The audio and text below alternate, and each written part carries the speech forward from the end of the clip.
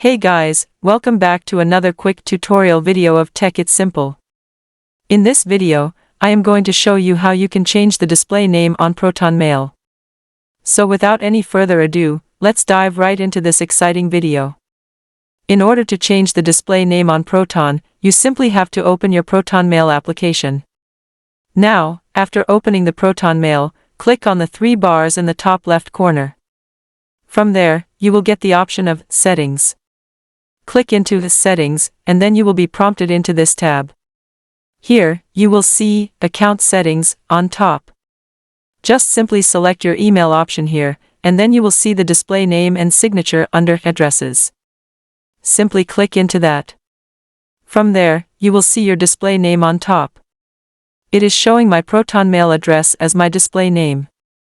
Just simply select the current display name and then erase it.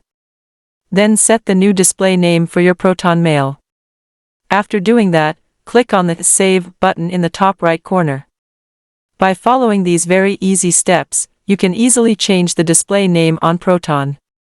So if this video helped you, don't forget to like, share, and subscribe to the channel to never miss another future update from the channel. Thank you for watching the video.